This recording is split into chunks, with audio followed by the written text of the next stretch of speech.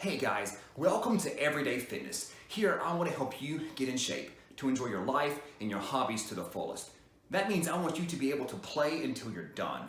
Go kayaking until you're finished, hike until you're done, do your sport, whatever that activity is, until you're satisfied and finished. Not because you have to stop because you're too out of shape or because you just can't keep going. I want you to play until you're done. Hey guys, my name is TJ. This week I'm going to add one new test to our weekly workouts. It's going to be a new thing that we're doing throughout the week. And of course we'll continue that as part of your 200-day workout.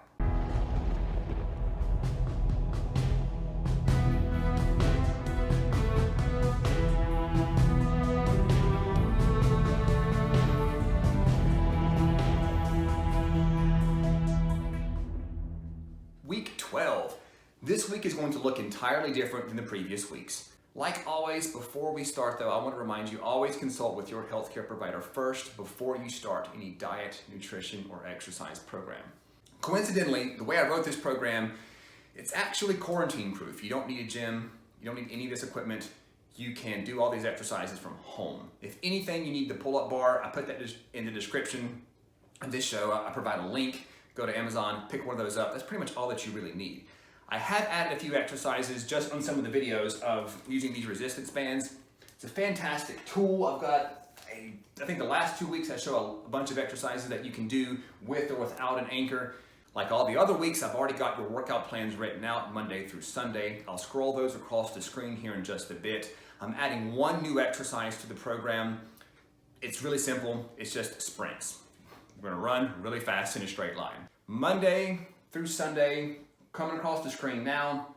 If you're paying attention, they look very, very different than the previous weeks. We're gonna get our new metrics. We're gonna understand how many push-ups we can do, how many squats, how many sit-ups, pull-ups, and sprinting is phenomenal. Unless you've ever been a part of any organized sport, you've probably never tested how fast you could run a certain distance, whether that's 40 yards, 100 yards, or whatever.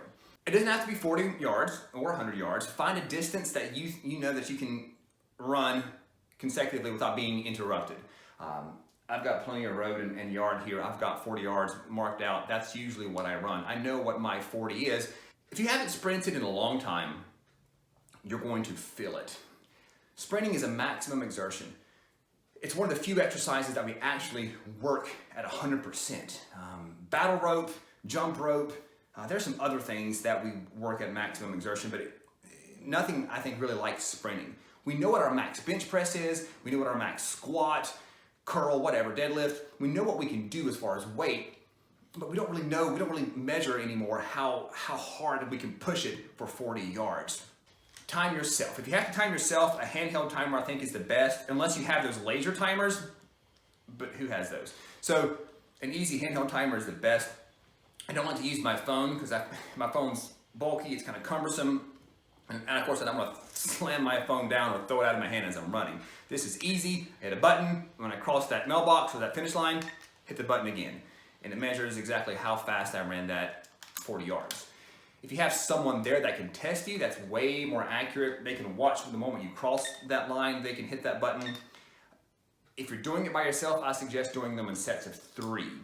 Run, test, run, test, run, test, and take that number and average it. It'll kind of knock out any human error and maybe hitting that button too fast or too soon. And the goal is to get faster and to be able to do them without feeling as tired or feeling as sore. And we'll start incorporating a hard sprint and then straight push-ups, a hard sprint, sit-ups. Not quite yet. We'll work that into the program within the next few weeks.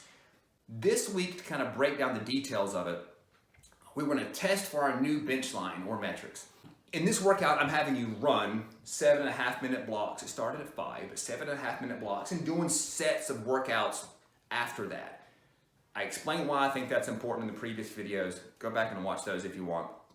But now I want to know what your new metric is, but I want to know what they are pre-cardio range. What that means is I don't want you to run and then do push-ups. I want you to warm up, stretch, hop down and do your 1-minute test for your push-ups. Full disclosure, if you're at a minute and you're still pushing, I don't care, keep going. If you can do 1.5 minutes of push-ups or 2 minutes, we need to know what your true metric is so that we can properly work those percentages. The workouts here usually I broke down into percentages of what your total number is. So if you're doing 50 push-ups in 60 seconds, we're working at 80%, then 70, then 60. The previous week's workouts will describe that. But I want to know now what your new metric is.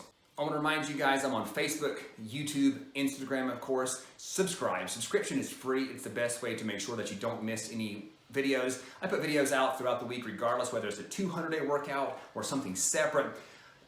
There's a little ring over here on this side. Click that button. It'll help you subscribe. Over here on this side is a link to all the videos for the 200-day workout. Week 1 and 2 walk you through the exercises that we're basically doing through the whole time. It shows you how to do a push-up if you can't quite do a push-up, or what to do if you can't do a pull-up, and how to help with your balance or knee issues if you're doing squats.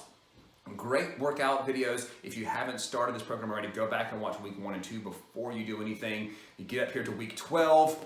We're happy that you're joining us. That's it, guys. I just want to leave you with that. Week 12, we have 3 more full weeks before we reach our 100-day mark, and then workouts are going to change, and we're going to start really kicking in at 100 days. Let's get trim and let's get in shape for summer. You guys are awesome. Keep it up.